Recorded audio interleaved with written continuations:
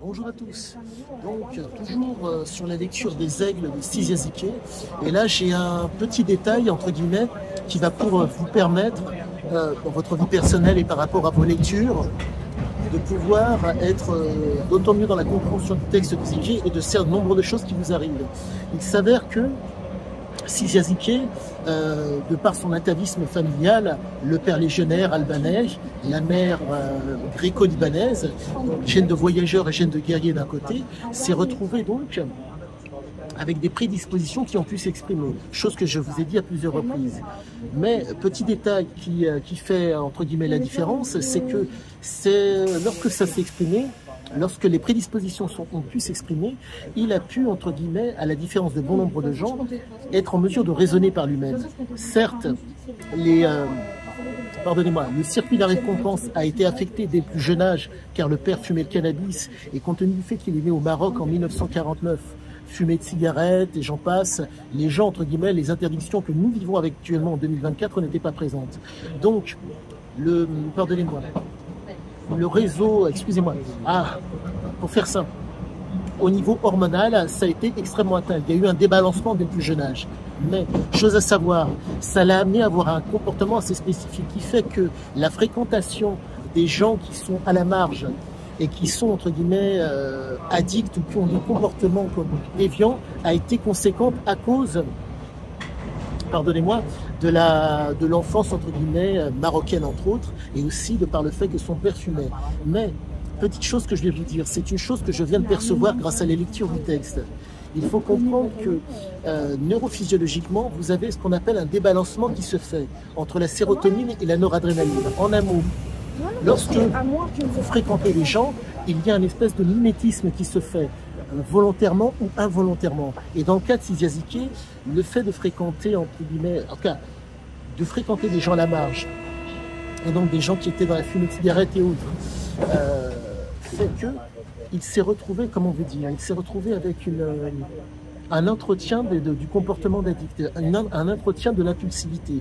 Et en tout cas, c'est un détail peut-être pour vous, mais en tout cas c'est pas un détail, c'est vraiment quelque chose qui corrobore et qui confirme le texte. Il s'avère qu'à 35 ans plus tard, pardonnez-moi, Les Aigles a été écrit de mémoire en 90, à peu de choses, pardonnez-moi, 24 ans plus tard, même pas, qu'est-ce que je dis, 30, pardon, ouais, non, 24 ans plus tard, non, qu'est-ce que je dis, non, 30 ans plus tard, on se retrouve avec des éléments qui vraiment confirment le texte. Comme vous le savez, je fais énormément d'à côté pour comprendre la mécanique des addicts, que ce soit de par la conduite, de par le comportement. Mais là, je vois vraiment que tout se joue à ce niveau-là, entre la perte de contrôle, le graving, la tolérance et le sevrage. Pour moi, tout cela est lié. Mais, à la différence de bon nombre, comme le père était légionnaire albanais, en un mot, les légionnaires avancent à l'épreuve des faits. Ils sécurisent leur avancée pour pouvoir, entre guillemets, rester en vie, faire en sorte que le groupe soit... Eh bien, Sizia, ayant baigné dans cette atmosphère guerrière et, si je puis dire, viriliste, de par le fait que le père est balkan, et donc, si vous voulez, les Albanais de l'époque, comment dire, étaient, je ne dirais pas rudes, mais si vous voulez, la présence des Ottomans a fait que vous vous retrouvez avec comment dire, dans l'Albanie, vous vous retrouvez avec des gens, comment dire, qui sont extrêmement autonomes, mais qui sont dépendants. C'est assez particulier. Il s'avère que c'est un trait de caractère qui est tout à fait normal de par la conformation du pays.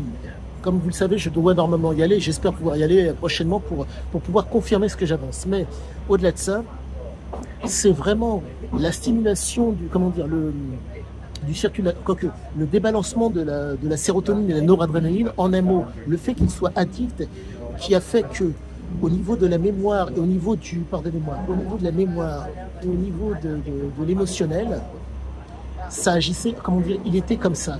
Et je vais continuer je vais continuer dans mes recherches pour pouvoir vous donner le détail qui fait que. Mais pour moi, j'ai réellement l'impression que vraiment ça se joue à ce niveau-là. Il a été dans la commande. Il ne subissait pas.